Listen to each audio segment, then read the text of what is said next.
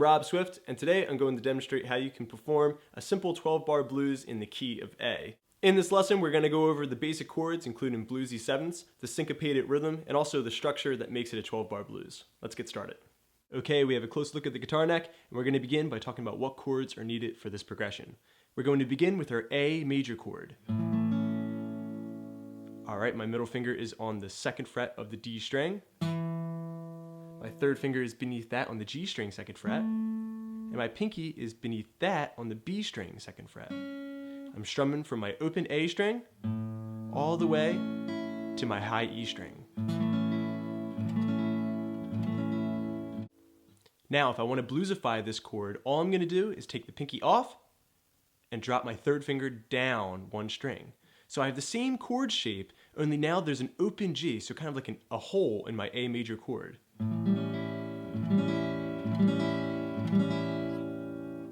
A major, A7. Now in this progression, the A major is going to be held out for 16 beats, and I save the A7 for the last 4. This gives a little bit of tension and kind of drives the progression forward.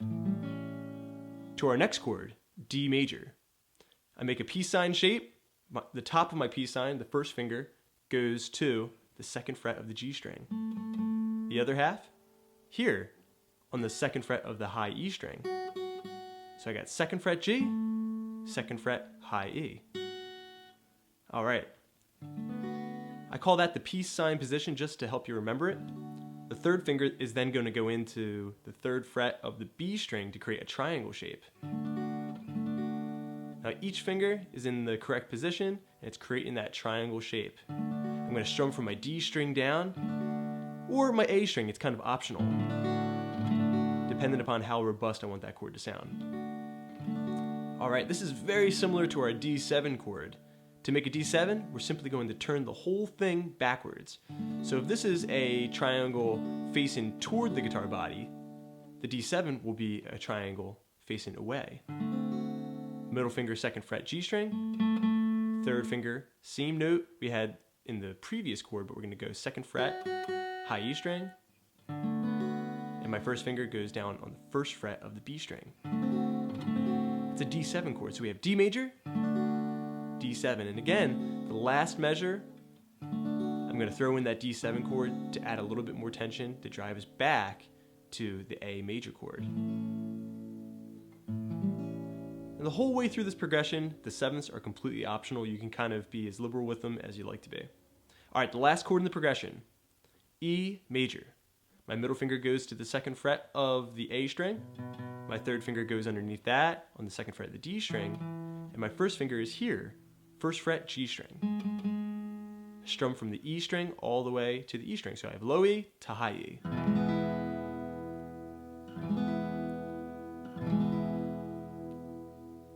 Alright, now we can actually bluesify this chord as well. Turning this into a dominant 7th chord, my pinky will just go to the 3rd fret of the B string.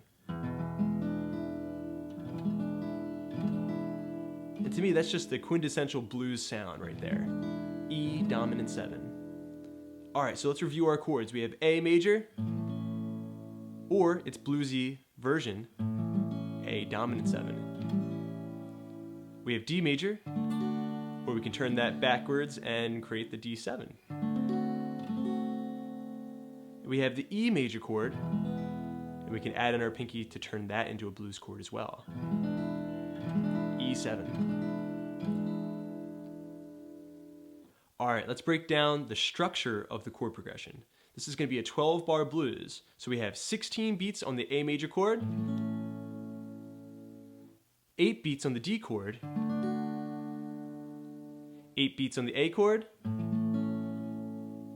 4 beats on the E chord, 4 beats on the D chord, and back to 8 beats on the A major chord. Alright, I'm going to demonstrate that chord progression real quick without your bluesy 7ths. Here we go.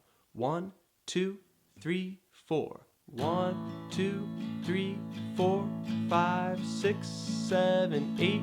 1, 2, 3, 4, 5, 6, 7, 8. To the D chord, I have 1, 2, 3, 4, 5, 6, 7, 8. Back to the A major. 1, 2, 3, 6, 7, 8 to the E chord. 1, 2, 3, 4 to the D chord. 1, 2, 3, 4, and back to my A major. 1, 2, 3, 4. 1, 2, 3, 4. All right, so we have 16, 8, 8, 4, 4, 8. Okay, so let's take a look at our right hand technique. The first thing that I want to point out is that I'm not playing my low E string over any chord other than my E major. That's going to make your chords sound a lot cleaner. So demonstrating my syncopated swing strumming pattern over an A major chord. It should sound like this.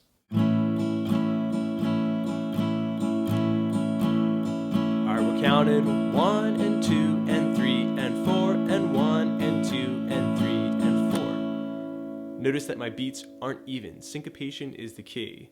Alright, so I'm not counting 1 and 2 and 3 and 4 and that is non-syncopated. Okay, and it doesn't have that swing feel, so it's going to be very difficult to dance to.